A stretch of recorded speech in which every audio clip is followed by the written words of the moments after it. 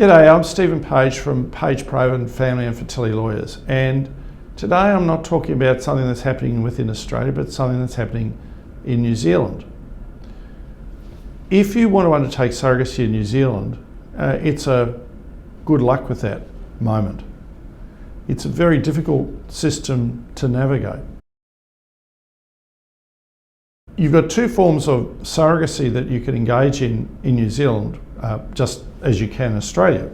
Gestational surrogacy, where the surrogate is not the genetic mother of the child, or traditional surrogacy, where she is. And if you want to undertake traditional surrogacy, then you don't need the approval of a committee to do that. You just go ahead and do it, because obviously it could happen at home. And this is even if you go through a clinic, you don't need to have committee approval. But if you do gestational surrogacy, you have to pass this roadblock of committee approval. And you might think, well, we've got committee approval, therefore we can now proceed with surrogacy. Well, you can, but in reality, you have to take steps right at the beginning, or you've got potentially a mess at the end, because surrogacy in New Zealand, the transfer of parentage is not under any Surrogacy Act, but it's under the Adoption Act, which was written in the 50s.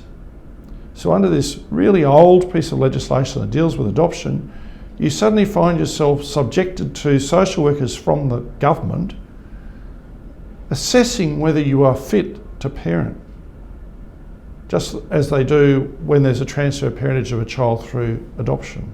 So quite a different process to people undertake, one would expect, to the process we see in Australia, where people are becoming parents through surrogacy, their own child through surrogacy.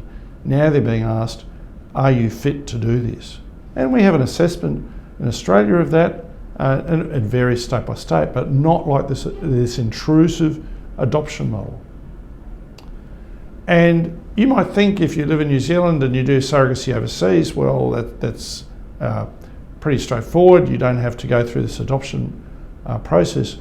Oh, how you're wrong. You still have to do the adoption process. And just over 10 years ago, there was a case involving two families, two husbands and wives, and the wives were sisters. And the couple living in New Zealand couldn't have a child, and the couple living in Queensland could have a child. And so the sister in New Zealand, sister in Queensland, I should say, said to her sister in New Zealand, "I'll be your surrogate." And everything worked. They went to an IVF clinic in New Zealand. The woman in Queensland got pregnant from that, gave birth in Queensland, and then the child ended up in New Zealand, and an adoption order was made. But one of the things that was considered by the court in that case was who has jurisdiction in terms of adoption, namely where was the child domiciled? Was it in Queensland or was it New Zealand? The court said, well, it's in New Zealand because that's where the intended parents live. That's where the real connection is. And it all worked. If it had been the other way around, it wouldn't have worked. Funnily, at the time, all surrogacy, whether it was gestational, traditional, commercial, altruistic, inside Queensland or outside Queensland, if undertaken by those ordinarily resident in Queensland, was illegal, a matter that wasn't considered by the court. So it's been really difficult in New Zealand to do surrogacy, and this was recognised a few years ago when the Law Commission undertook a review of surrogacy and recommended drastic change. One of the changes it recommended was that the intended parents were automatically recognised as the parents.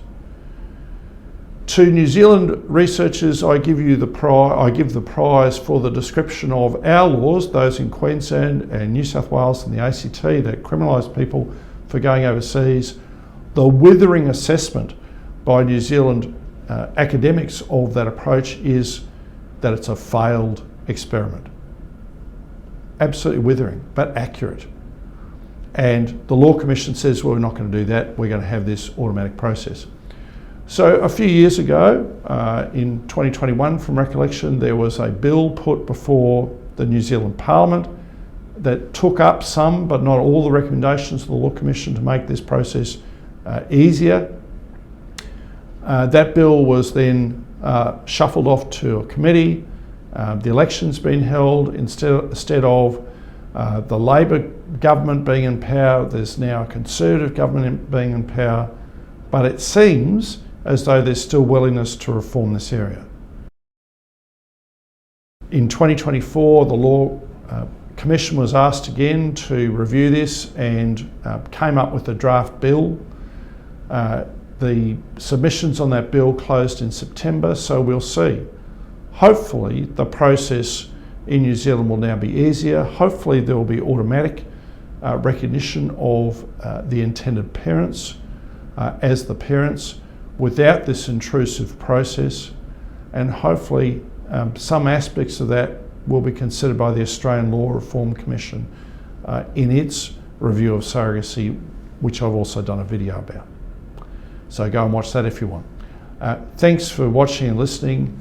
I'm Stephen Page from Page Proven Family and Fertility Lawyers.